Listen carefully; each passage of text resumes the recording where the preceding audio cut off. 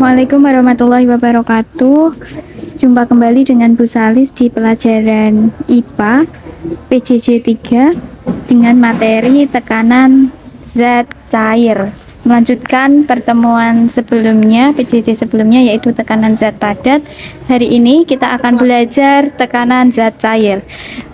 Materi yang akan kita pelajari ada 4, yaitu tekanan hidrostatis, bejana berhubungan, hukum Archimedes, dan hukum Pascal. Keempat materi ini adalah hitung-hitungan semua. Hari ini kita akan belajar 2 submateri, tekanan hidrostatis dan bejana berhubungan. Nah, baik, silahkan kalian perhatikan di gambar sebelah kiri ada 2 orang penyelam yang memakai baju hijau dan yang di bawah adalah perenang dengan baju pink. Di sini juga ada ikan. Di gambar sebelah kanan ada 2 ikan dengan ketinggian yang berbeda, kedalaman yang berbeda. Kalau yang ini ada 1 meter, yang ini 40 cm. Nah, jika dilihat dari gambar tersebut, manakah tekanan yang lebih besar? Coba dibayangkan ketika kamu berenang, menyelam di dasar laut atau di dasar kolam dengan di permukaan kolam, kira-kira lebih berat yang mana? Ya, betul. Jawabannya adalah yang di dasar kolam. Kenapa? Kenapa berat di dasar kolam? Karena tekanan zat cairnya lebih besar di dasar kolam. Hal itu dipengaruhi oleh kedalaman kolam. Semakin dalam menyelam, maka tekanan yang diberikan zat cair tersebut semakin besar. Sehingga jika dilihat di gambar yang kedua, ikan A dan ikan B, tekanannya lebih besar yang mana? Jawabannya adalah yang B, karena ikan B lebih dalam dibandingkan ikan A, berenangnya lebih dalam daripada ikan A. Paham? Ya, mudah ya. Next. Nah, apa itu tekanan hidrostatis? Tekanan hidrostatis adalah tekanan dalam zat cair yang disebabkan oleh zat cair itu sendiri.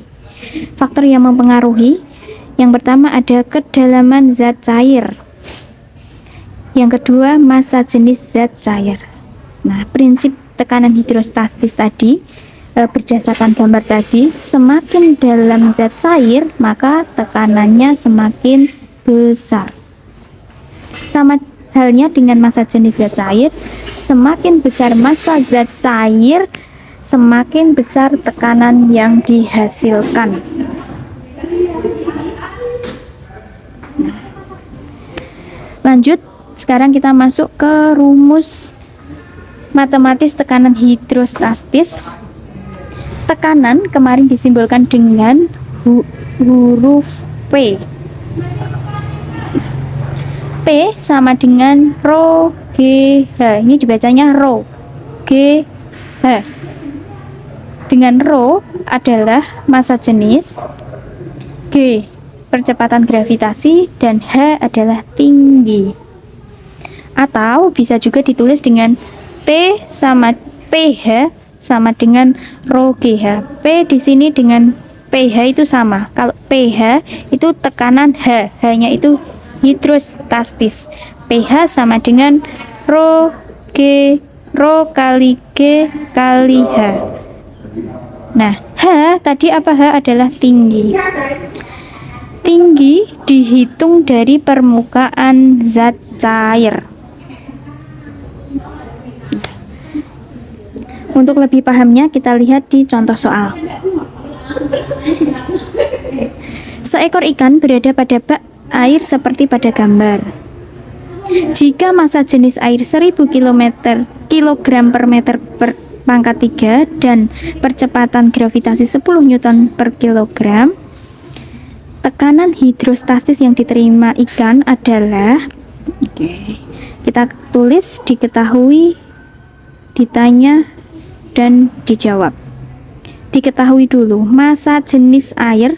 Nah, ini massa jenis air tadi simbolnya adalah rho. Percepatan gravitasi adalah G, dan yang ditanyakan apa? Tekanan hidrostatis atau pH. Berarti tinggal ditulis ketinggian ikan. Tingginya tadi dihitung dari mana? Dari permukaan air, ya. Kalian kalau menyelam itu kedalamannya berapa? Nah, itu dihitung dari permukaan. Nah, sama halnya dengan ikan ini. Tinggi kolamnya adalah 140.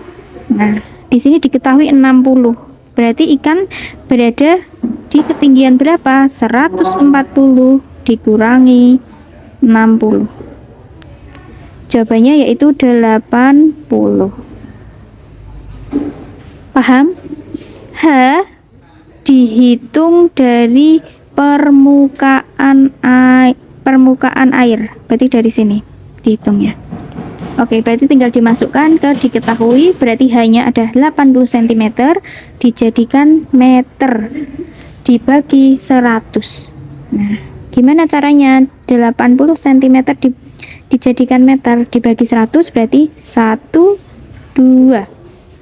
Berarti 0,8. Yang selanjutnya yang diketahui adalah massa jenis. Massa jenis 1000 km per meter kubik. Tinggal ditulis 1000 kg per meter kubik, dan gravitasinya G berapa? 10 Newton per kilogram. Kemudian dijawab, rumusnya tadi ditulis pH, tekanan hidrostatis sama dengan rho GH. Tinggal dimasukkan rho itu berarti 1000 dikali G, G-nya 10, dikali H 0,8. Jawabannya adalah 8000 Newton per meter persegi. Bisa dipahami? Ya. Yang harus kalian ingat adalah ini. Tinggal masukkan rumus saja nanti. pH sama dengan rho kali G kali H. Lanjut.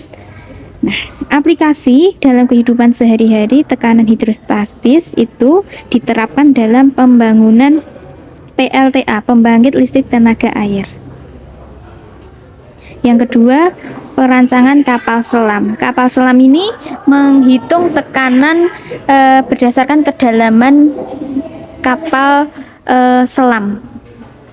Silahkan kalian baca sendiri aplikasi tekanan hidrostatis dalam kehidupan sehari-hari. Ini ada 3 soal, latihan soal tekanan hidrostatis. Silahkan kalian kerjakan untuk mengukur seberapa paham kalian tentang tekanan hidrostatis. Kerjakan di buku tugas. Nah, selanjutnya kita ke materi ini, bejana berhubungan. Bejana berhubungan adalah bejana dengan 2 atau lebih kepala namun pada dasarnya saling berhubungan. Ini kepalanya. Jika bejana berhubungan diisi oleh suatu cairan, maka tinggi permukaan zat cair pada masing kepala akan sama. Misalnya ini diisi air, tingginya nanti akan sama di setiap kepala. Nanti di sini sama tinggi di sini adalah sama. Tidak ada kepala yang memiliki ketinggian yang berbeda. Hal ini disebabkan karena tekanan zat cair dengan ketinggian yang sama itu sama besar.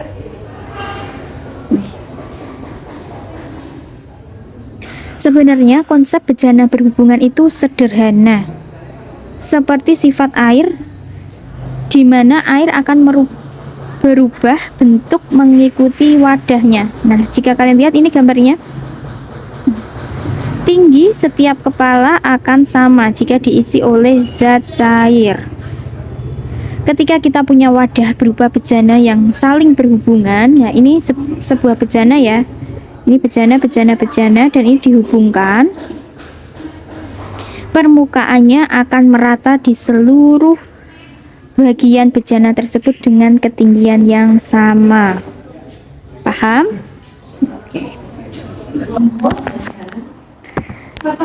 Pada bejana berhubungan, permukaan cairan akan memiliki ketinggian yang sama jika memenuhi beberapa syarat. Yang pertama, bejana diisi oleh satu jenis cairan saja. Jadi misalnya diisi air, nanti tinggi air di sebelah kiri dan di sebelah kanan akan sama. Tidak ada kepala bejana dengan keadaan tertutup. Jadi semua pipa terbuka. Yang ketiga, tidak terdapat pipa kapiler.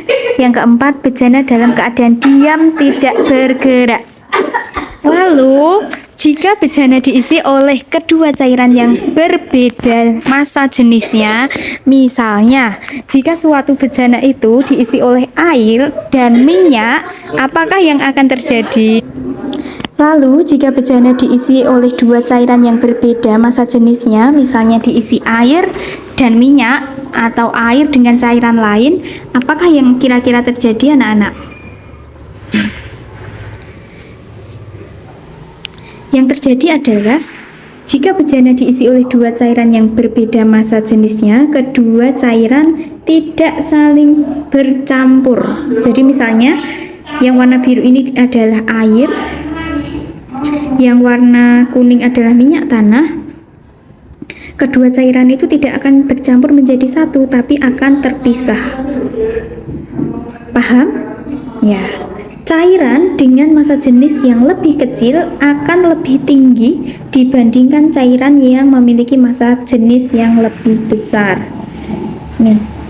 Jadi kalau dilihat dari gambar, mana yang memiliki massa jenis yang lebih kecil? Yang lebih tinggi berarti yang kuning atau minyak tanah. Paham ya? Nah, coba dilihat gambar yang kedua atau gambar B ini. Di sini ada cairan A, ada cairan B. Mana yang lebih tinggi? A. Berarti A memiliki massa jenis yang lebih kecil. Baik, secara matematis dapat dirumuskan. Rumus bejana berhubungan adalah sebagai berikut. Ketika P1 dan P2 atau tekanan pada bejana 1 dan bejana 2 adalah sama, berarti ditulis P1 sama dengan P2. P rumusnya tadi apa? Rho kali G kali H. Karena G tadi adalah gravitasi. Gravitasi pada titik pada P1 dan P2 adalah sama, maka bisa dicoret. Berarti rumusnya tinggal Rho 1 kali H1 sama dengan Rho 2 kali H2. Di mana Rho adalah apa tadi? Rho massa jenis zat cair 1. Kalau di sini berarti yang warna biru, air. H1, H adalah ketinggian, berarti H1 ketinggian zat cair 1 atau ketinggian air ini. Kemudian Rho 2, Rho apa tadi Rho 2? Massa jenis zat cair yang kedua atau minyak tanah yang warnanya kuning.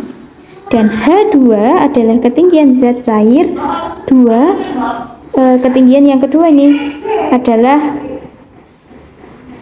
yang berwarna kuning, minyak tanah. Jadi ketika dari persamaan ini, ketika yang ditanya sebelah kiri, misalnya Rho 1, berarti kanan dibagi kiri. Ya, yang di sebelah kanan apa? Rho 2 kali H2 dibagi H1. Paham? Oke. Coba lagi. Jika yang ditanya H1 atau ketinggian air, berarti kanan dibagi kiri. Karena H1 ini ada di sebelah kiri, berarti kanan dibagi kiri. Yang ada di sebelah kanan apa? Rho 2 kali H2 dibagi Rho 1. Bisa dipahami? Ya. Selanjutnya, jika yang ditanya di sebelah kanan, berarti kiri dibagi kanan. Contohnya, misalnya yang ditanya adalah Rho 2. Rho tadi apa? Massa jenis. Rho 2 berarti massa jenis minyak tanah ini ya. Rho 2 sama dengan Rho 2 ada di sebelah kanan. Berarti kiri dibagi kanan. Kebalikannya ya. Kalau Rho 2 di sebelah kanan, berarti sebelah kiri lawannya kiri dibagi temennya yang di kanan. Berarti Rho 1 kali H1 dibagi H2. Begitupun dengan rumus H2. Jika yang ditanyakan H2, H itu ketinggian, 2 tadi adalah minyak tanah. Ketinggian minyak tanah berapa? H2 tadi ada di sebelah kanan, berarti kiri dibagi kanan. Yang ada di sebelah kiri apa? Rho 1 kali H1 dibagi temannya yang ada di sebelah kanan, Rho 2. Bisa dipahami? Oke, lanjut ke latihan soal. Contoh soalnya supaya lebih paham.